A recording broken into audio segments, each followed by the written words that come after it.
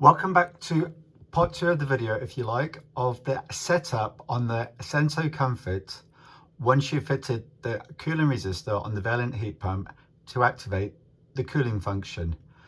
There is a bit of a glare, but I'll try and demonstrate as best as I can. So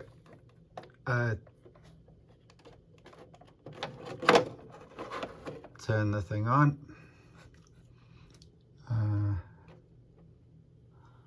Yep. And again, and you just want to go into settings, go down to installer level, tick, go down to installation configuration, go then to a circuit 1. Okay, then scroll all the way down to where it says cooling possible. Now when I first did this, that said no. So but if you click into there, you can scroll up and down, as you know, and then select yes. Okay, come back one page, go down to zone 1. Tick on that.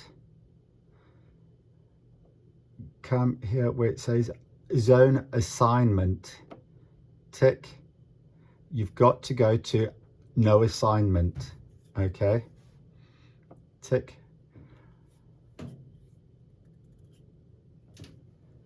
No assignment. Okay. Go back into settings. I didn't have to come out completely. Installer level again. Tick. Come down to installation configuration again. Installation, tick, and then come down to where it says ESCO. Tick on that and ensure that you haven't got cooling selected as off. You won't have the heating as off.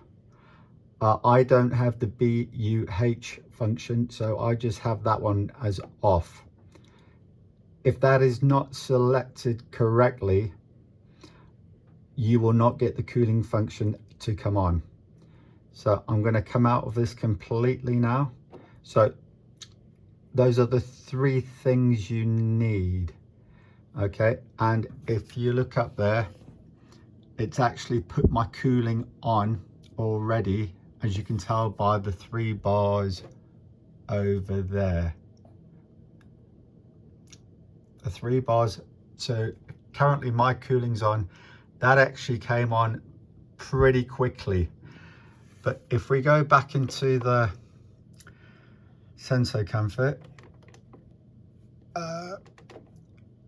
okay, the way you should turn it on is go to that, press the middle one again, control, zone 1,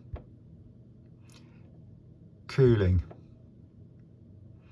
So at the moment I've got the desired temperature of 15.5 degrees. The coldest it will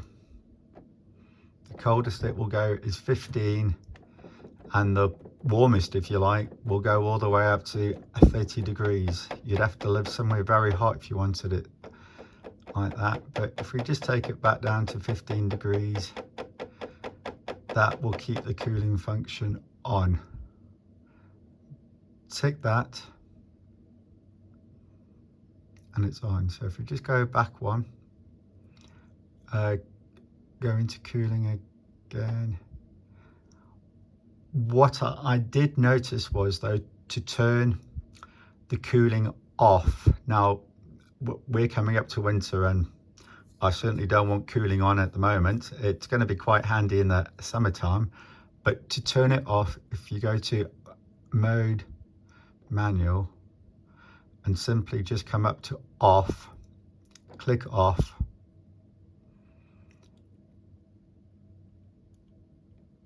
and then you can go back if you like. In a second, that will turn my cooling off. That was the only way, as opposed to not going into those other functions and changing those 3 other functions that I showed you that are essential to have.